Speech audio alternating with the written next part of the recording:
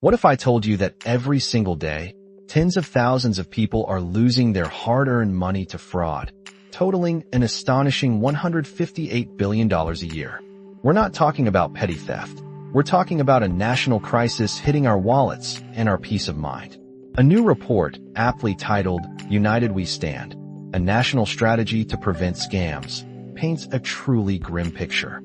It reveals that fraud has reached a devastating national scale, costing consumers roughly $158 billion annually. And here's the kicker. It's ensnaring about 57,000 new victims every single day. Just imagine that number. This isn't some niche issue. It's a pervasive threat. The National Task Force on Fraud and Scam Prevention, a coalition spanning private, public, and nonprofit sectors, argues that the rapid rise of artificial intelligence tools and increasingly faster payment options have made these scams more destructive and harder to stop than ever before. Many of these scams fall under a category we call app scams or authorized push payment scams. This means you, the consumer, are actually tricked into voluntarily sending your own money, often through an app, believing you're making a legitimate transaction. It's a cruel twist, turning trust into a weapon. Carla Sanchez-Adams, a senior attorney at the National Consumer Law Center, puts it plainly: we need all hands on deck. Financial institutions and payment providers, she says, must ensure criminal fraudsters cannot simply open accounts and receive stolen funds. Telecom and social media companies carry a huge responsibility to prevent these bad actors from accessing and abusing their systems and platforms to initiate fraud schemes. And let's not forget big tech companies. They need to leverage their best technology to detect and eliminate fraud at the source. We recently saw a spotlight on these issues during a U.S. House Financial Services Committee hearing.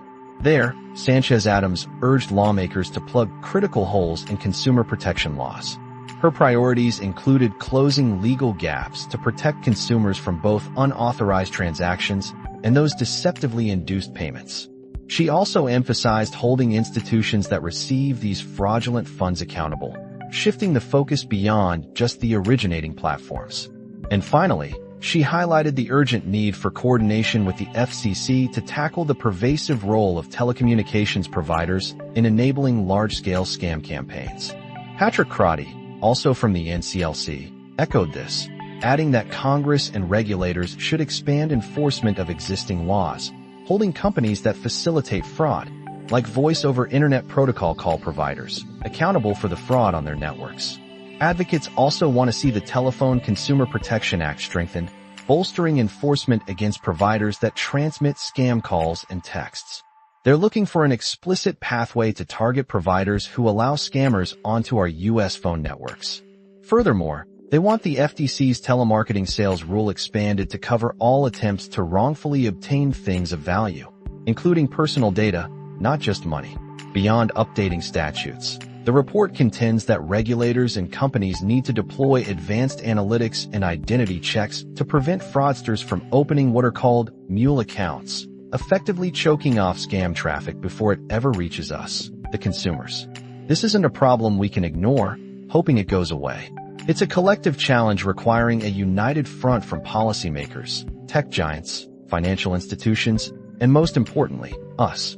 The responsibility falls to all of us to be vigilant. Always remember to slow it down. Scammers thrive on urgency.